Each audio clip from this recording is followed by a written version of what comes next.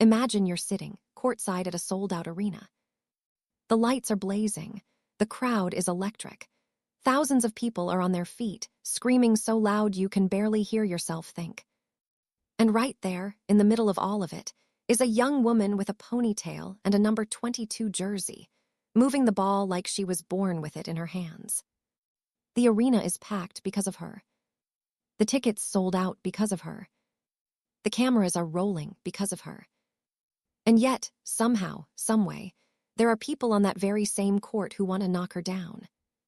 Not beat her, not outplay her. Knock her down. Now picture this. A veteran player, a seasoned pro, someone who's been in this league for years.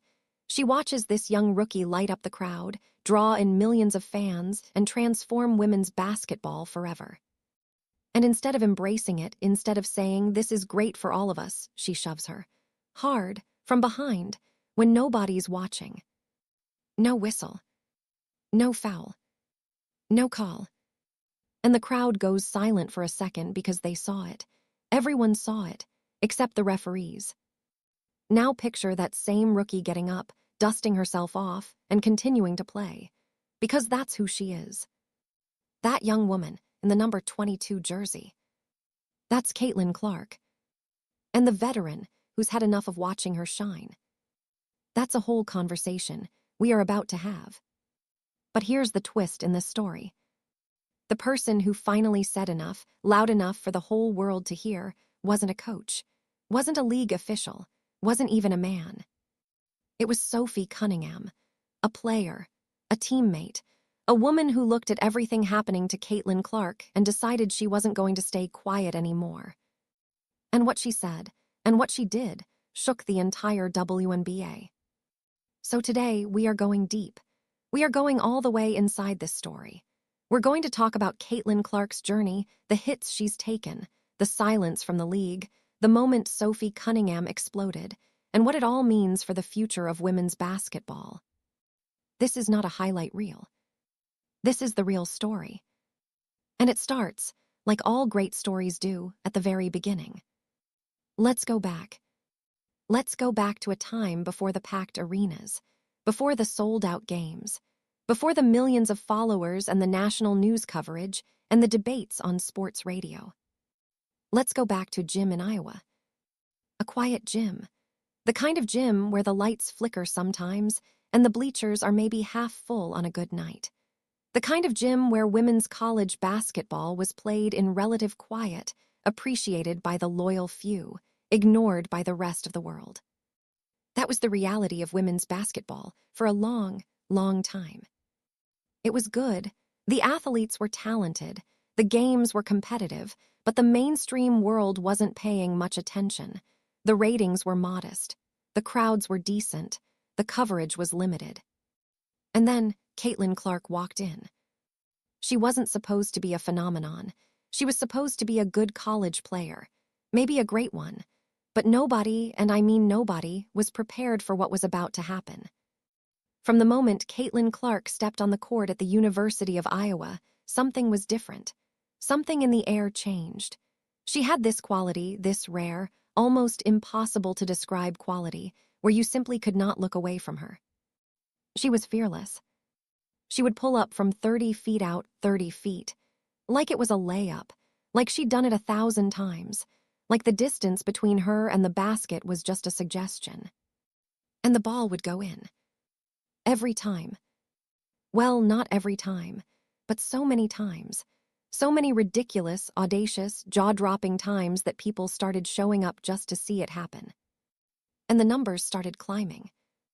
The viewership numbers, the attendance numbers, the social media numbers. People who had never watched a women's basketball game in their life were tuning in. Dads were watching with their daughters. Grandparents were staying up late. Sports fans who only followed the NBA were suddenly glued to a Big Ten women's basketball game on a Tuesday night. Because of Caitlin Clark. She broke records, lots of records. She became the all-time leading scorer in NCAA history, men's and women's combined. She surpassed Pete Maravich, a legend who held that record for over 40 years. Let that sink in. In the entire history of college basketball, going back decades, including all the great men who ever played, Caitlin Clark scored more points than any of them. That's not a small thing, that's a seismic thing. And the world started to notice. The games were no longer quiet. Iowa's arena, Carver Hawkeye Arena, was selling out. People were driving hours to get there. Fans were making signs. Kids were wearing her jersey. Little girls were going to gyms and practicing their three-pointers because of Caitlin Clark. And when the 2024 NCAA tournament came around, the March Madness tournament, everything went to another level.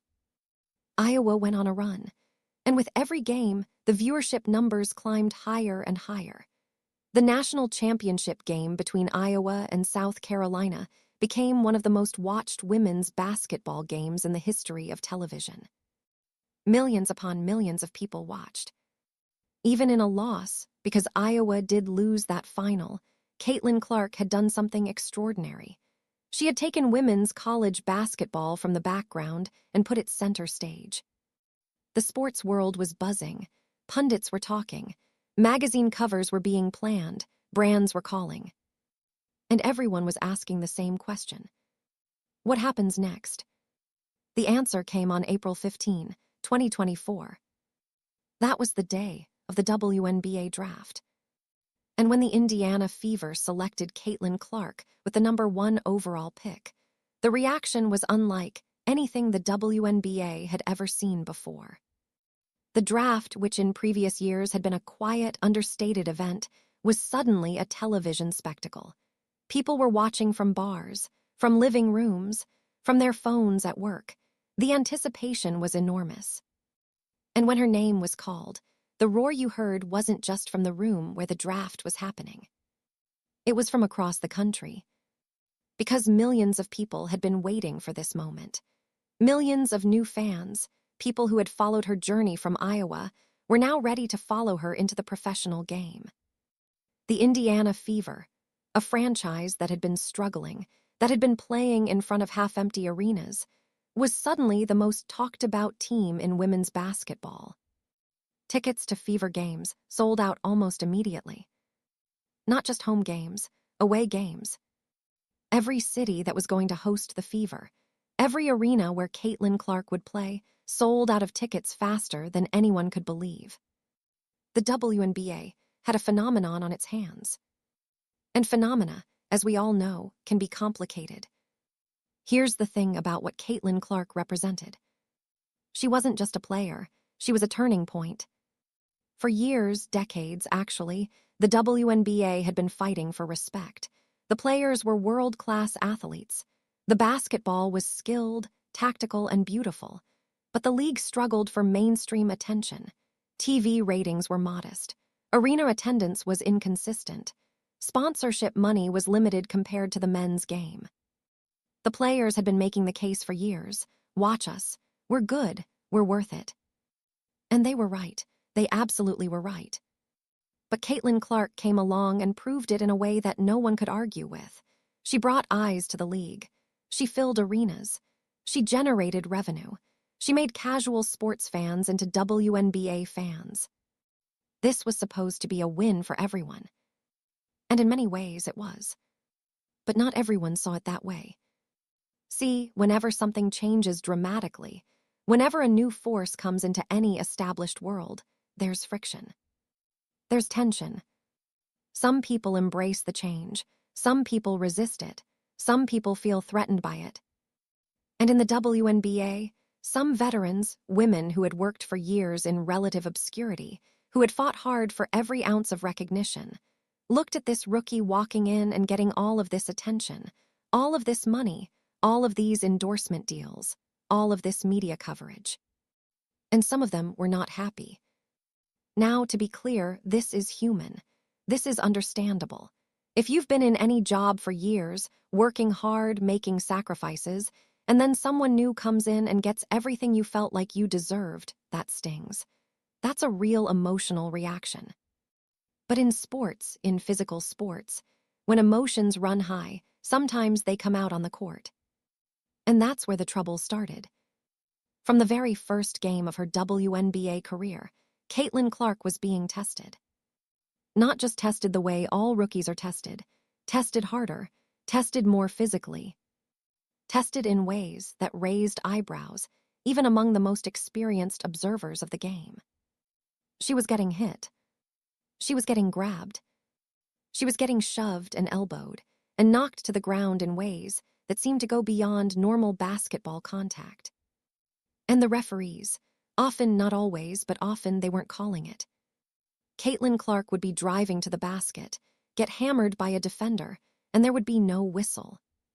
She would be standing on the perimeter, preparing to shoot and get smacked in the arm. Nothing. She would get pushed in the back after a play was over, after the whistle had already blown, and the referees would just move on. Game after game, people were watching this happen. Fans were posting videos online, frame-by-frame analysis. Look at this hit. Look at this shove. Look at this elbow. Why isn't this getting called? Sports commentators started talking about it. Former players started commenting on it. The conversation grew louder and louder. Is Caitlin Clark being targeted? Is the officiating inconsistent? Is the league allowing this to happen? And the WNBA, the league itself, was largely silent. No formal statements, no acknowledgments, no visible action. Just silence. Now let's talk about a specific name. Because while there were multiple incidents involving multiple players, one name kept coming up over and over again. Chennedy Carter. Chennedy Carter is a veteran WNBA player who, at the time of these incidents, was playing for the Chicago Sky. And on a June evening in 2024, during a game between the Chicago Sky and the Indiana Fever, Chennedy Carter did something that the entire sports world saw. Caitlin Clark was standing near the three-point line, away from the ball, not involved in any current play. And Carter walked up to her and shoved her, hard, from behind, unprovoked off the ball. The play continued. The referees didn't call anything. But the cameras caught it. And within hours, within minutes, honestly, it was everywhere. Social media exploded. The clip was being shared millions of times. Sports networks were running it on repeat. People could not believe what they were seeing. This wasn't a basketball play. This wasn't a contested foul or an aggressive screen or a physical matchup. This was just a shove, a deliberate, unnecessary, unsportsmanlike shove. The reaction was enormous. Fans were furious. Former players were commenting. Sports personalities were weighing in. The story went national beyond sports, actually. General news outlets were covering it. It was being discussed on morning talk shows and late-night programs. And once again, the WNBA was quiet. No suspension. No formal disciplinary action announced loudly and clearly. No statement from the league that said, "This is not acceptable, this is not who we are, this will not be tolerated." Just quiet. And in that quiet, a lot of people started asking a very uncomfortable question. If this happened to any other elite athlete in any other major professional sports league, would there be consequences? Would there be silence? Or would the league act? There was another incident that people talked about. John I. Carrington, another veteran player, playing for the Connecticut Sun, made contact with Caitlin Clark near the eye area during a play. Now there's debate about whether that was intentional or not. Basketball is a physical game. Contact happens. But the way it happened, the angle, the motion, it looked deliberate to a lot of people who watched it over and over again. Clark had to leave the game briefly to be checked out. And again, the discourse erupted. Was that intentional? Was Caitlin Clark being targeted? Why does this keep happening to her specifically? Different people had different answers. But one thing was consistent. These incidents kept happening, the conversation kept growing, and the league kept not saying much about it. Now, here is where this story takes a turn. Because the silence wasn't universal.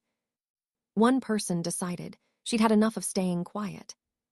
And her name was Sophie Cunningham. Sophie Cunningham plays for the Phoenix Mercury. She is a physical, aggressive player, The kind of player who sets bone-rattling screens and isn't afraid of anyone. She's been in the league for years. She's a veteran. She's earned her reputation as someone who plays the game hard. And she was watching all of this, the hits, the shoves, the incidents, the league's silence, and she was getting angrier. But here's what made Sophie Cunningham's reaction particularly powerful. She wasn't Caitlin Clark's teammate at the time these big incidents happened. She didn't have to say anything. It wasn't her fight, technically speaking. But she spoke up anyway. Sophie Cunningham started posting on social media. She started making statements. She started calling out what she saw as a double standard, a situation where Caitlin Clark was being physically targeted in ways that weren't being adequately addressed by the league. And people listened. Because when a player, a fellow WNBA player, a veteran speaks up and says something is wrong, that carries a different weight than when a fan says it, or when a commentator says it, or when a social media account says it. This was someone on the inside. This was someone who understood the game, understood the league, understood the dynamics. And she was saying, this is wrong. This needs to stop. Let's get into what Sophie Cunningham actually said. Because this is where it gets really interesting. She didn't mince words. Sophie Cunningham said, in essence, that the WNBA needed to protect Caitlin Clark, that what was happening to Clark was beyond normal physical play, that it was targeted, that it was excessive, and that the league's failure to address it was damaging to Clark, damaging to the players who were doing it, and damaging to the league itself. She pointed to the inconsistency in officiating, how calls were being missed, how the same level of contact that drew whistles in other situations wasn't being called when it involved Clark. She pointed to the reputational damage, that the league's biggest asset, the player who was filling arenas and driving ratings, was being allowed to be knocked around without consequence. And she pointed to something even deeper. She said, and this is the part that resonated with so many people, that the WNBA had been given a gift. A once-in-a-generation gift. A player who could take the league to a new level, who was bringing in fans and money and attention in ways the league had never seen before. And instead of protecting that gift, instead of nurturing it, embracing it, building around it, the league was fumbling it. Allowing a culture where the most exciting player in the league was getting hit, shoved, and intimidated, while the referees looked the other way. That was Sophie Cunningham's message. And it hit hard. Now, the reaction to Sophie Cunningham's comments was intense. Some people loved it. They said, finally, someone is saying what needs to be said. The WNBA has been handed a golden opportunity, and they're blowing it. Caitlin Clark is being mistreated, and nobody in the league was saying a word. These people, and there were a lot of them, felt like Cunningham was a truth-teller, a brave voice, someone willing to call out uncomfortable realities. Other people pushed back. Some said that Cunningham was overreacting, that basketball is a physical game, that rookies always get tested, that Caitlin Clark should be able to handle it just like any other player would. Some said that the criticism of players like Chennedy Carter was racially motivated, that because Carter is black and Clark is white, the outrage was being amplified in ways it wouldn't be otherwise, that there was a racial dimension to how this story was being told. And that's a real, legitimate conversation to have. Because race is always present in discussions about who gets protected, who gets celebrated, who gets the benefit of the doubt. Some people felt that the coverage of incidents involving Caitlin Clark was being driven by the racial dynamic, that the outrage was louder than it would have been if the races were reversed. That's a serious claim, and it deserves serious consideration. But here's where it gets complicated. Because you can hold two things at the same time. You can acknowledge that race plays a role in how stories get told in America, how some athletes get more sympathy, more coverage, more benefit of the doubt than others. And you can also acknowledge that Caitlin Clark was being hit in ways that seemed to go beyond normal basketball contact, and that the league's response was insufficient, and that if you fill arenas and drive revenue, You deserve to be protected from unnecessary violence. Both things can be true simultaneously. And Sophie Cunningham's point wasn't really about race. Her point was about the league, about the institution, about the WNBA's responsibility to protect its players, all of its players, and especially its marquee player. Let's talk about what this situation reveals about the WNBA's larger challenge. Because this isn't just a story about Caitlin Clark. This is a story about an institution at a crossroads. The WNBA has been around since 1996. For almost 30 years, the league has fought and fought hard for legitimacy. The players are extraordinary athletes. The basketball is genuinely excellent. The coaching is sophisticated. The competition is real. But the league has always struggled with money, with visibility, with the gap between what the players deserve and what they actually receive in terms of salaries, resources, and support. And for the first time in a long, long time, maybe ever, the WNBA found itself in a position of real momentum, real growth, real cultural relevance. Because of Caitlin Clark. Now here's the uncomfortable truth. That momentum comes with a responsibility. When one player is driving that much of your growth, when one player's presence is the primary reason your arenas are full and your ratings are up, you have a responsibility to that player. Not just as a business, as a human organization. You have to make sure that player is safe. You have to make sure the rules are being enforced fairly. You have to make sure that the culture around that player supports her success, not because she's more important than anyone else, but because what happens to her reflects on everything. And the WNBA, for stretches of that 2024 season, appeared to be failing at that responsibility. The missed calls, the lack of public statements, the slow action on discipline. It sent a message. Whether intentional or not, it sent a message. And that message was heard by fans, by sponsors, by casual observers who were just starting to pay attention to women's basketball. The message was, we don't have this under control. And that's dangerous for a league trying to grow. Now let's add another layer to this story. Because Sophie Cunningham's role in all of this grew as the season continued. When Cunningham eventually joined the Indiana Fever as a teammate of Caitlin Clark, things got even more interesting. Because now, she wasn't just a player speaking from the outside about protecting Clark. She was on the inside, she was a teammate, she was on the same court. And Sophie Cunningham, fierce, physical, no-nonsense Sophie Cunningham, made it very clear that she was not going to stand by while her teammate got hit. She set screens, massive, legal, absolutely bone-crushing screens. If someone was going to come after Caitlin Clark, they were going to have to deal with Sophie Cunningham first. And the word spread around the league pretty quickly. You want to rough up Clark, you're going to run into Cunningham. And that changed the dynamic. Because now Clark had a protector on the court, someone who was watching, someone who was ready. And the atmosphere around Indiana Fever games shifted. The team was playing better. The chemistry was building. And Sophie Cunningham, who had always been respected as a tough player, became something more.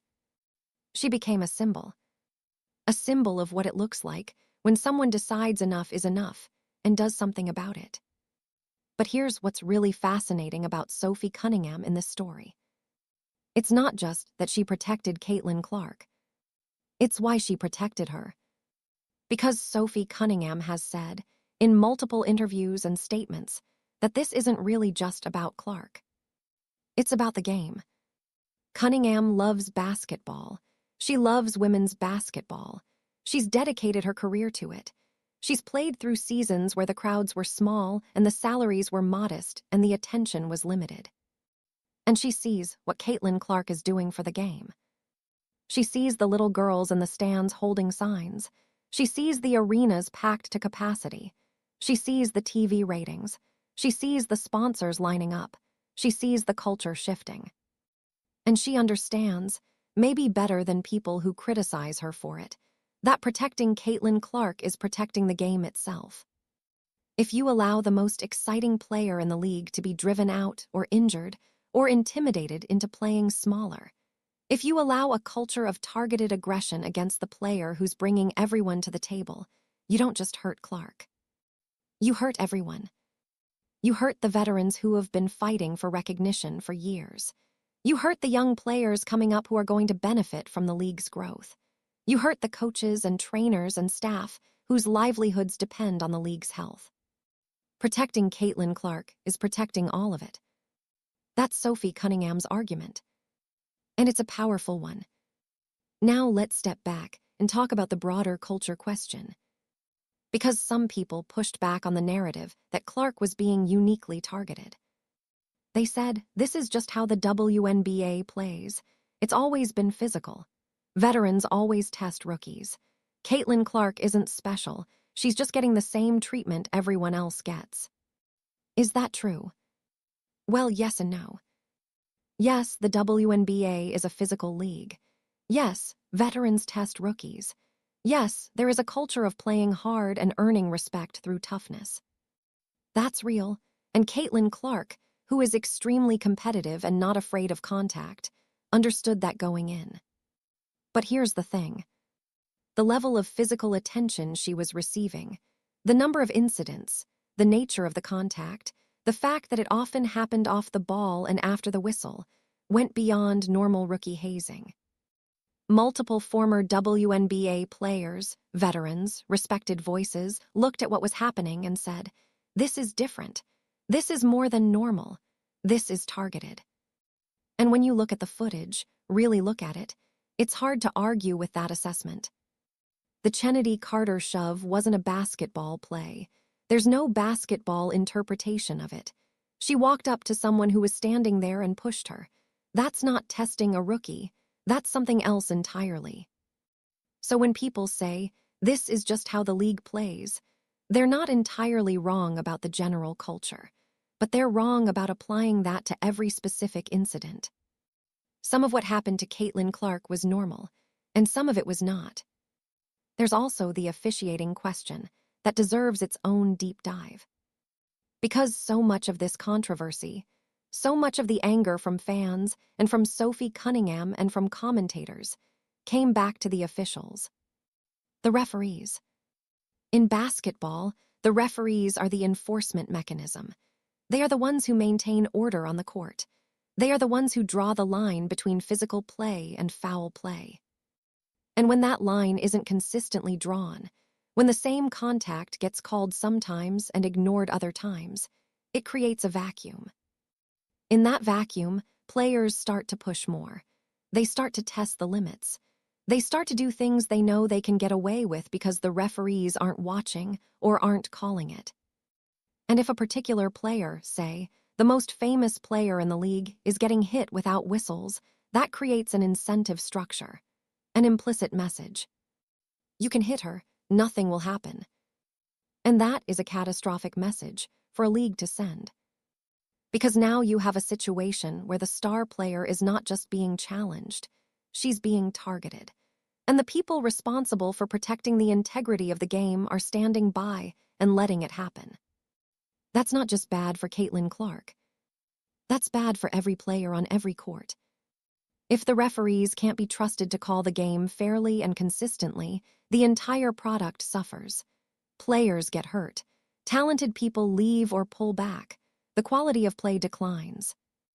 And fans, the new fans who came to watch the magic, they notice. They can see when someone is being hammered and nothing's being called. They're not naive. They know what fair officiating looks like. And when they don't see it, they get angry. And when they get angry enough, they stop watching. That's the cycle the WNBA was risking. Let's talk about some of the voices that entered this conversation. Because Sophie Cunningham wasn't alone in speaking up. She was just the loudest, most memorable voice. Various commentators and former players added their perspectives throughout the 2024 season. Some stood firmly in the Protect Clark camp. They argued that the league was being reckless with its most valuable asset, that the failure to act was going to cost the WNBA in terms of reputation and revenue. That the history of women's sports, of being overlooked, underfunded, underprotected, was repeating itself in a new and painful way. Others pushed back. They said the focus on Clark was itself a problem, that it was centering a white player in a league that is predominantly black, that the attention and adoration Clark received came at the expense of players who had been in the league longer and deserved more recognition, that the narrative of Clark as victim was overblown. And still others tried to find the middle ground, acknowledging both the legitimate concerns about Clark's treatment and the legitimate concerns about the racial dynamics of how the story was being told. All of these conversations were happening simultaneously. All of them were real. All of them were important. And they all pointed to the same underlying truth. The WNBA was at an inflection point, a moment of growth and tension and change, a moment where the decisions made by the league, by the players, by the media, were going to shape what women's basketball looked like for the next decade and beyond.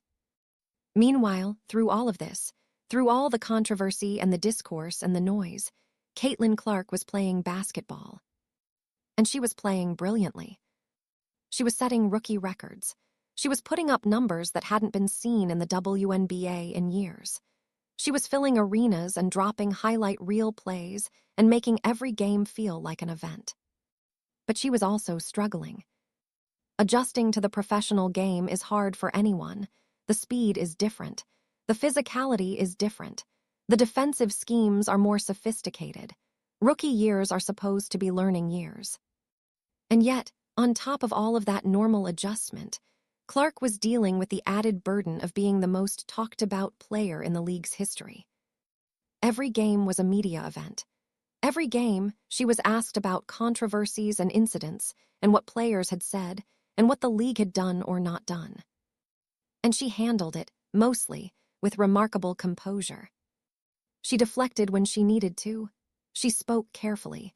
She didn't throw gasoline on the fire. She kept talking about basketball, about the game, about her teammates, about wanting to win. That's harder than it sounds. When you're 22 years old, because that's how old she was when all of this was happening, and the entire sports world is watching you, and you're getting knocked around, and there are controversies swirling around your name every single day. Staying focused on basketball takes extraordinary mental strength. And Caitlin Clark demonstrated that strength over and over again. As the 2024 season progressed, the Indiana Fever's trajectory was fascinating. They started the season as a team that was expected to struggle. Rebuilding teams usually do. And a team built around a rookie, even a generationally talented rookie, usually needs time to find its identity. But the Fever surprised people. They were competitive, they were scrappy, they were finding ways to win. And Clark was finding her rhythm in the professional game. The numbers were going up, the playmaking was clicking, the connection with teammates was developing. And Sophie Cunningham, when she was on the team, was a huge part of that. Her energy, her physicality, her refusal to back down from anyone, it gave the team a different edge. The Fever felt like a team that was being protected, that had each other's backs. And that matters more than people realize. In a competitive environment, especially a hostile one, when a team knows that they're unified, that they fight for each other, that nobody's going to be left out there alone, it changes how they play. They play freer, they play harder, they play with more confidence. And the Fever, as the season went on, started playing like a team that believed in itself. Now let's zoom out again. Because this story, while intensely focused on one player and one season, is part of a much larger historical arc. Women's sports in America have always had to fight for what men's sports get by default. Funding, facilities, media coverage, salaries, recognition. Title IX, the landmark legislation passed in 1972 that required equal opportunity for women in educational programs receiving federal funding, changed a lot. It opened doors. It created pathways for women athletes to develop their skills and compete. But it didn't solve everything. The WNBA was founded in 1996, riding the wave of the United States women's basketball team's gold medal at the 1996 Atlanta Olympics. It was a moment of enormous enthusiasm for women's basketball. But the league struggled financially for years. Many teams folded. Players were paid a fraction of what their NBA counterparts made. The media coverage was inconsistent. The players persevered anyway, because they loved the game, because they were competitors, because they believed in what they were building. And slowly, gradually, the league grew. New stars emerged, the quality of play improved, the infrastructure got better. But the mainstream breakthrough, the moment when the casual sports fan started paying attention en masse, never quite came. Until Caitlin Clark.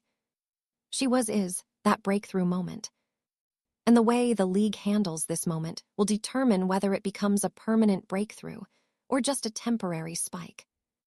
That's what Sophie Cunningham understands. That's what she was fighting for when she spoke up. Not just for Caitlin Clark the person, but for Caitlin Clark the moment, the opportunity, the turning point. Let's talk about the business reality for a moment. Because money matters, and the financial story of Caitlin Clark's impact on the WNBA is staggering. Fever games sold out everywhere. The team's ticket revenue exploded. Merchandise sales went through the roof. Television ratings for games involving the Fever were significantly higher than average. Nationally, WNBA viewership numbers jumped dramatically. The league's TV deal became more valuable. Sponsorship interest surged. New investors started circling. The WNBA's business was transformed. And Caitlin Clark was the catalyst. Now the players already in the league deserve to benefit from this. All of them. The veterans, the role players, the bench players. Everyone in the league was going to see better salaries, better facilities, better resources because of the growth. And that growth is directly tied to Caitlin Clark's presence. So when Sophie Cunningham says the WNBA needs to protect Clark, she's not just making a moral argument. She's making a financial argument, a practical argument. Protect your best asset. Protect the person driving your growth, not just because it's the right thing to do, but because it's the smart thing to do. A business that doesn't protect its most valuable resource is a business that's making a very serious mistake. There's also a public perception element to all of this. Because how the WNBA handles controversy, how it responds to incidents, how it disciplines players, how transparent it is with its decision-making, shapes how people think about the league. And in 2024, that public perception was being tested. When fans watched Caitlin Clark get shoved and saw no consequences, they weren't just frustrated for Clark. They were frustrated with the league. They felt like the institution they were being asked to invest in, emotionally, financially, as new fans was not being well run. And new fans are fragile. They haven't built up years of loyalty to the WNBA the way longtime fans have. They came because of Clark. And if Clark's experience is frustrating, if watching her games means watching her get knocked around without accountability, some of those new fans are going to walk away. That's the public perception risk. The WNBA, in those moments of silence and inaction, was gambling with something precious. And Sophie Cunningham, who understood this risk, was sounding the alarm. Now let's talk about what changed. Because the story didn't end with frustration and controversy, the league did start to respond. Not as quickly as many people would have liked, not as loudly or as clearly as many felt was necessary, but there were steps. The WNBA issued statements about maintaining player safety. There were conversations happening behind the scenes between the league office and teams and players about the culture on the court and the standard of officiating. Some disciplinary actions were taken or discussed for specific incidents. And on the court, there were signs that the environment around Caitlin Clark was changing. The targeted aggression didn't disappear entirely, but the atmosphere, the sense that anything goes, that hitting Clark comes with no consequences, started to shift. Partly because of the public pressure, partly because of officiating adjustments, and partly because of Sophie Cunningham and what she represented. When word got around the league that Clark had a protector, someone who was going to match physical aggression with physical aggression, who was going to set screens that knocked people down, who was not going to let any cheap shots go unanswered, it changed the calculus. Going after Clark was no longer consequence-free. You might have to deal with Cunningham. And that changed things. Let's talk about Caitlin Clark, the competitor. Because in all of this narrative about protection and controversy and league dynamics, there's a risk of losing sight of who Caitlin Clark actually is. She's not a delicate flower who needs to be wrapped in cotton. She's one of the most fiercely competitive athletes the sport has ever seen. She talks trash, she celebrates, she stares down defenders after hitting big shots. She plays with an edge and an attitude that her supporters love and her detractors sometimes find abrasive. She's not passive, she's not meek, she doesn't play like someone who's afraid. And she has said, repeatedly, in multiple contexts, that she doesn't want to be seen as a victim. She doesn't want to be defined by the controversies around her. She wants to be defined by her basketball. And that's exactly the right attitude. But here's the thing about that attitude. You can be tough and still deserve protection. You can be a fierce competitor and still be owed fair officiating. You can handle adversity and still have the right to expect that the league you're playing in is going to uphold its own rules. Those aren't contradictory things. The best quarterbacks in NFL history are tough. They play through pain. They compete at the highest level. And the league still has rules against roughing the passer, because protecting the marquee players is good for the game. Same principle applies. Caitlin Clark's toughness doesn't mean she doesn't deserve protection. It just means she's going to be okay, even when it's not perfect. But okay and optimal are two very different things. Let's talk about the players who were at the center of the controversy. Because this story has been largely told from Clark's perspective and from Cunningham's. But what about Chennedy Carter? What about John Carrington? What about the other players caught in the middle of all of this? Chennedy Carter, in the wake of the shove incident, faced enormous scrutiny. She was a lightning rod for public anger.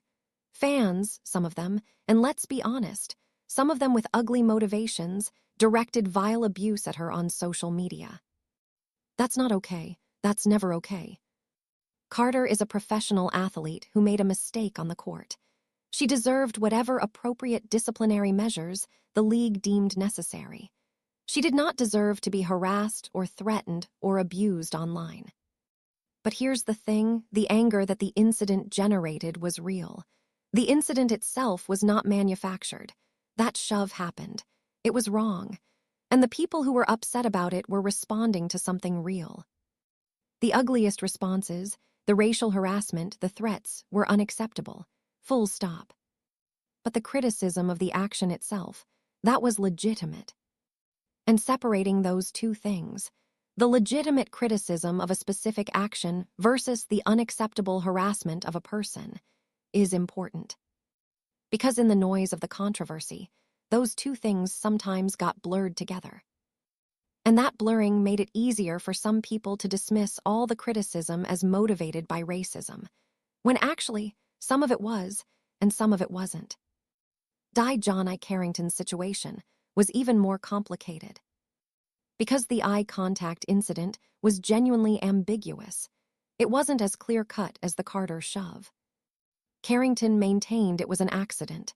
There are basketball plays where hands go near faces, where contact happens in tight spaces. It's not always intentional. And Carrington's supporters pointed to the fact that she was being condemned in some quarters without the benefit of the doubt, without the same presumption of innocence that would be extended to others in a similar situation.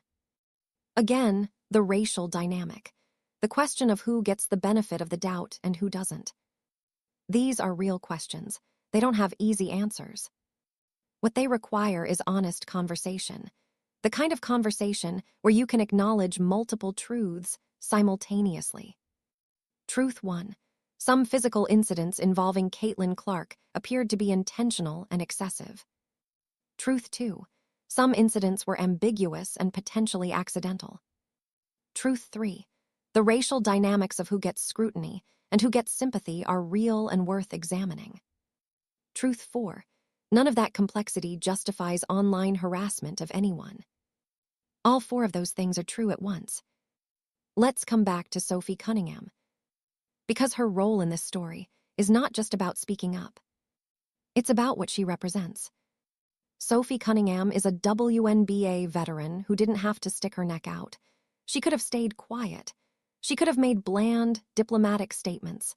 She could have deferred to the league and the process and whatever official channels exist. She didn't. She spoke with passion and conviction. She used her platform to say something uncomfortable. She put herself in the middle of a controversy that she could have easily avoided. And in doing so, she modeled something.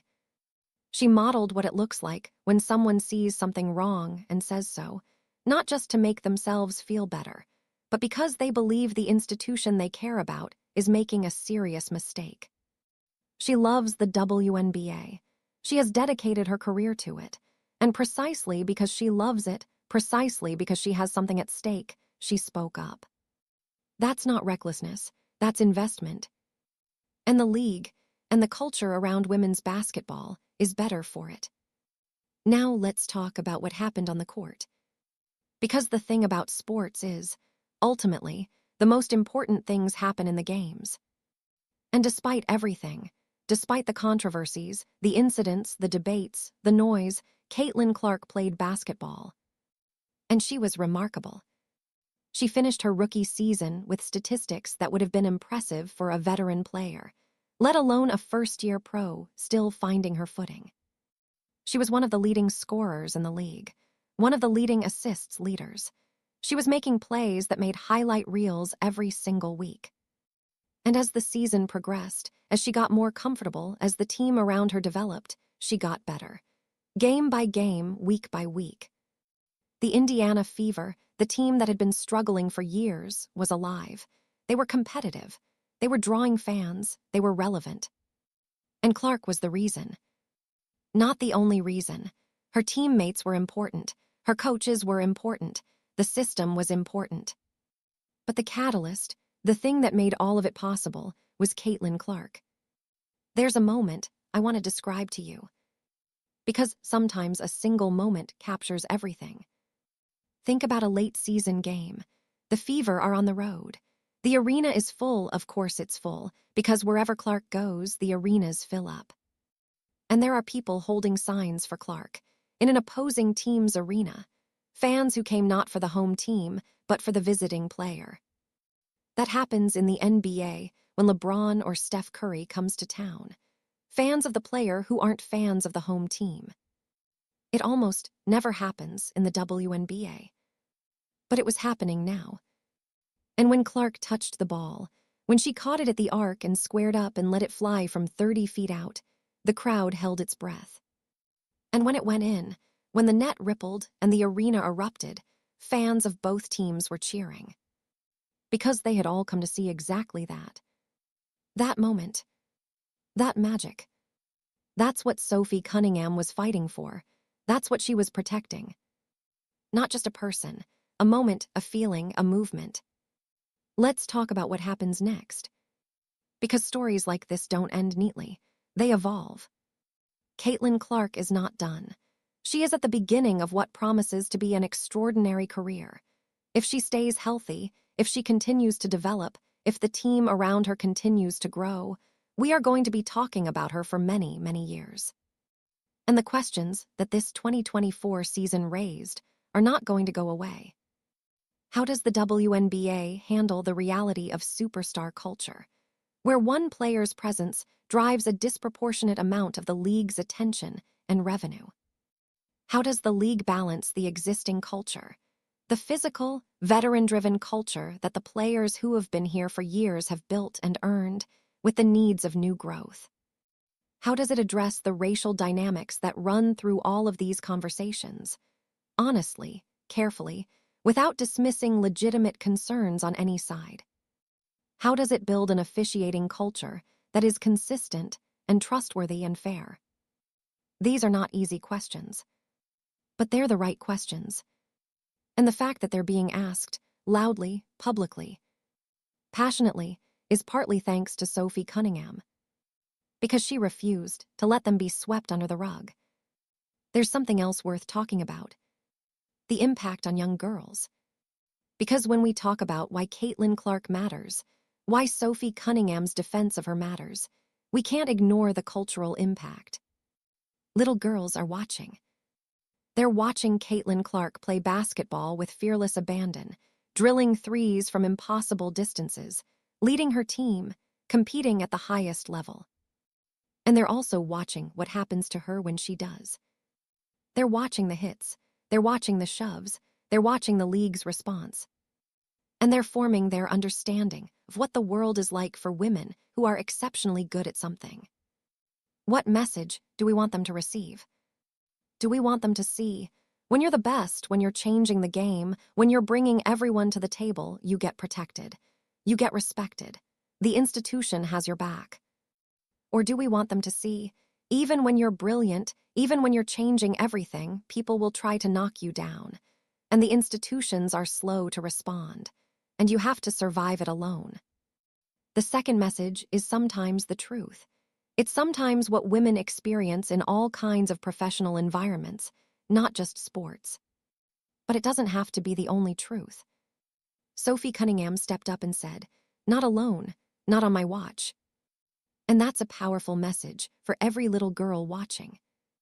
Let's talk about the veterans of the WNBA. Because they deserve their own chapter in this story. The players who were in this league before Caitlin Clark. The veterans who built it with their careers, who played through the lean years, who fought for every ounce of recognition. They have a complicated relationship with this moment. And that complexity is legitimate. They were good, great, many of them were extraordinary. And they didn't get what Clark is getting, not even close. They didn't get the arenas, the cameras, the endorsements, the national news coverage, the adoring crowds that follow them from city to city. They played, often, in relative quiet, appreciated by their communities, but not truly seen by the broader sports world. And then Clark arrives, and in one season gets more attention than many of them got in an entire career. If you feel something about that, if there's a complicated mixture of admiration and pain and maybe a little resentment, that's a human response. That's understandable. But here's the thing. The veterans built this. They built the foundation that Clark is standing on. They kept the league alive through the hard years. They maintained the standard of excellence that makes the WNBA worth watching. They advocated for the sport. They inspired the next generation. Without them, there is no moment for Clark to walk into. And now, because of Clark, because of this moment, the rising tide is lifting all boats. Salaries are going up. Visibility is increasing. The league's overall profile is stronger. The veterans are going to benefit from that. So the ideal version of this story, the version where this ends well, is one where the veterans and Clark see each other clearly. Clark sees the foundation she's standing on. She respects it. She honors it. And the veterans see the opportunity Clark represents. They embrace it. They protect it. Sophie Cunningham, in some ways, is the bridge. She's a veteran who chose to embrace rather than resent, who chose to protect rather than compete, who looked at Caitlin Clark and said, "You are good for this league, and I am going to act accordingly." That's leadership. There's a question I want to sit with for a moment. Why does this feel so big? We've talked about the specifics, the incidents, the officiating, the controversy, the league's response. But there's something about this story that resonates beyond sports. And I think it's this. Caitlin Clark's story is a story about what happens when someone is undeniably excellent. When you are undeniably excellent, people react in different ways. Some people cheer for you. Some people are inspired. Some people become fans for life. But some people feel threatened, feel challenged, feel like your excellence diminishes them somehow. And those people, in all kinds of professional environments, not just sports, sometimes try to take you down, sometimes subtly, sometimes physically, sometimes through institutional indifference. And the question that Caitlin Clark's story poses, the question that Sophie Cunningham answered with her loudest voice, is, what do the people around you do? Do the people around you, the institutions, the colleagues, the frameworks that are supposed to protect everyone, do they have your back? Or do they look the other way? Because most people, at some point in their lives, have faced a version of this. Maybe not on a basketball court with cameras rolling, but in an office, in a school, in a community, in a family. The moment when you were excellent and got pushed down for it. And someone either stood up for you or didn't. That's why this story resonates. That's why Sophie Cunningham's voice cut through. Because she said, in the clearest possible terms, I see what's happening. I'm not going to pretend it isn't, and I'm not going to stay quiet. Let's talk about the women who came before all of this. Because the WNBA didn't spring from nowhere. It stands on the shoulders of generations of women who fought for the right to play. Think about the pioneers of women's basketball, players who had almost no infrastructure, no resources, no fan base, who played in gyms that barely had enough lights, who were told, explicitly or implicitly, that this wasn't a real sport, that it wasn't worth watching, that they weren't worth paying. They played anyway. They loved the game enough to play it under conditions that would have broken people with less passion. And they passed that love to the next generation, and the next, and the next, until it reached the women in the WNBA today. And it reached Caitlin Clark. And the moment that Clark represents, the breakthrough, the visibility, the cultural shift, it didn't come from nowhere. It is the product of all of those women who played when nobody was watching. Their sacrifice is part of this moment. And protecting this moment, protecting what it means, what it could become, honors that sacrifice. Let me describe the arc of a game. Any game in the 2024 WNBA season where the Indiana Fever are playing. You arrive at the arena and it's already buzzing. The lines outside are long. The energy in the air is electric, the way a big game feels when something special might happen. You find your seat and look around. The place is packed. There are people of all ages, all backgrounds. There are parents with daughters. There are groups of women who came together. There are longtime basketball fans who remember this sport from before. And there are people you can tell by the look in their eyes who have never been to a game like this before, who came because of her. The warm-ups start and the noise picks up. People are taking pictures. People are trying to spot Clark on the court. And when the game begins, when it actually begins and Clark gets the ball and starts to play, the arena transforms. It becomes something alive. Every Clark possession is an event. Every time she squares up from deep, the crowd goes quiet for just a half second, an anticipatory hush. And then when the ball goes up, the noise erupts. These are the moments that fill arenas. These are the moments that make sports meaningful. And Sophie Cunningham, whether she's on the court setting a bone-crunching screen or watching from the bench, sees it, appreciates it, fights for it. There's something beautiful and something painful about where we are in this story. The beautiful part is obvious. Women's basketball is having a moment, a genuine, historic, this changes everything moment. The painful part is that it took this long. The painful part is that the women who were playing before Clark, who were extraordinary in their own right, never got this moment. The painful part is that it took one specific player with one specific set of characteristics to break through in a way that others couldn't, even though others were equally deserving. Why her? Why now? Why not before? Those are uncomfortable questions. And they're worth sitting with. Not to diminish Clark's achievement, which is real, not to minimize her impact, which is enormous, but to acknowledge that the path to this moment was longer and harder and more complicated than it had to be, and to commit to making the path shorter and easier for the next generation. Because the next great player, whoever she is, wherever she comes from, whatever she looks like, shouldn't have to be Caitlin Clark to matter. She should matter because she's great, period. That's the world Sophie Cunningham is fighting for.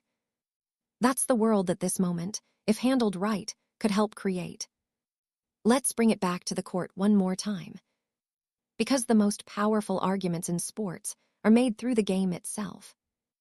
All the controversy, all the noise, all the debates. The answer to all of it is excellence. And Caitlin Clark keeps providing it. Game after game after game. She plays with a reckless, gorgeous, sometimes infuriating joy. She takes shots that make coaches wince and fans gasp.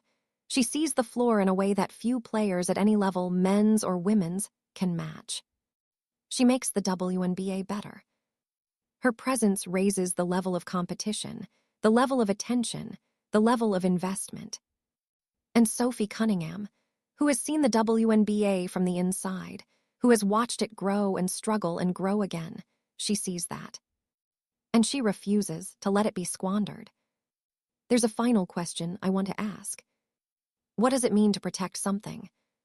Because that's what this whole story is about, ultimately, protection. Sophie Cunningham said the WNBA must protect Caitlin Clark. But what does that actually mean?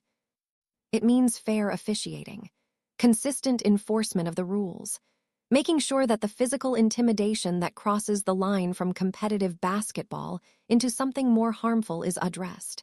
Not with drama, not with favoritism, but with clear, consistent standards applied to everyone.